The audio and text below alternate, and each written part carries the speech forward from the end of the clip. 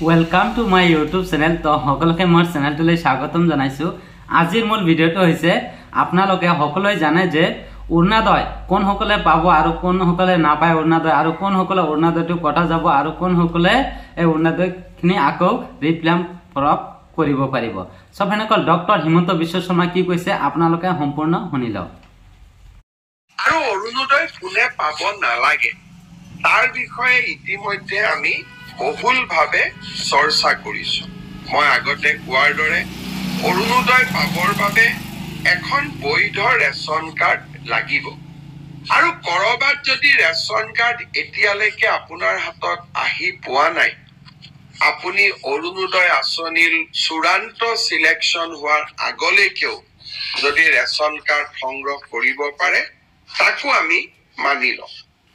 ইয়াৰ উপৰিও অৰুণোদয় আঁচনিত সদায় আমি বিধৱা মহিলা থকা পৰিয়ালক অগ্ৰাধিকাৰ দিওঁ। বিবাহ বিচ্ছেদিত মহিলা থকা পৰিয়ালক আমি অগ্ৰাধিকাৰ দিওঁ। যি পৰিয়ালত দিব্যাংগ ব্যক্তি আছে সেই পৰিয়ালক অৰুণোদয় আঁচনিত আমি অগ্ৰাধিকাৰ দিওঁ। যি পৰিয়ালত HIV, থেলাছেমিয়া, হিমফেলিয়া, চেৰিব্ৰেল পালচি, কুষ্ঠ, অটিজিম স্পেক্ট্ৰাম ৰোগী আছে সেই পৰিয়ালকো আমি অৰুণোদয় আঁচনিত অগ্ৰাধিকাৰ দিওঁ। দ্বিতীয়তে, যিসকল মহিলা বৃদ্ধাশ্ৰমত আছে, যিসকল মহিলাই ভিক্ষা কৰি মানুহৰ ঘৰত খুজি মাগি খায়, তেওঁলোককো অৰুণোদয় আঁচনিত অগ্ৰাধিকাৰ দিয়া। এই সকলোকে দি উঠাৰ পিছত যদি কোনোবা বাকী থাকে সেই অৰুণোদয় আমি সমাজৰ দুৰ্বল আৰু দৰিদ্ৰ শ্ৰেণীৰ মাজত বিতৰণ কৰিম। অৰুণোদয় আঁচনিত চৰকাৰী কৰ্মচাৰীসকল অন্তৰ্ভুক্ত হ'ব নোৱাৰে। আয়কৰ পৰিশোধ কৰি থকা ব্যক্তিসকলো অন্তৰ্ভুক্ত হ'ব নোৱাৰে।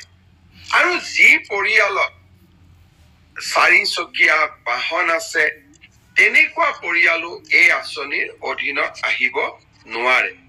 মই আশা কৰো আপোনালোকে অৰুণোদয় গাঁও সভাত এই নীতি নিয়মসমূহ মানি চলিব।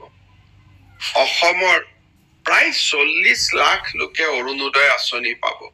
ৰাজ্য চৰকাৰে প্ৰতি মাহত প্ৰায় 500 কোটি টকা খৰচ কৰিব লাগিব। গতিকে যিজন ব্যক্তি বা পৰিয়ালে অৰুণোদয়ৰ অবিহনেও ঘৰখন চলাব পাৰে তেওঁলোকে যাতে অৰুণোদয় আঁচনি নিবিচাৰে, আৰু যিসকলে সঁচাকৈ অৰুণোদয় আঁচনিখন যাৰ জীৱনৰ বাবে অতিকে প্ৰয়োজনীয় তেওঁলোকৰ বাবে যাতে আমি আঁচনিখন আগবঢ়াই দিওঁ। মনত ৰাখিব, অৰুণোদয় নিৰ্বাচন 15 ডিচেম্বৰৰ পৰা 28 ডিচেম্বৰ, আৰু এই সময়ছোৱাৰ ভিতৰতেই আমি গাঁও সভালৈ গৈ অৰুণোদয় আঁচনিৰ বাবে নিজকে অন্তৰ্ভুক্ত কৰিব লাগিব। পুনৰ এবাৰ আপোনালোকক ধন্যবাদ জনাইছো।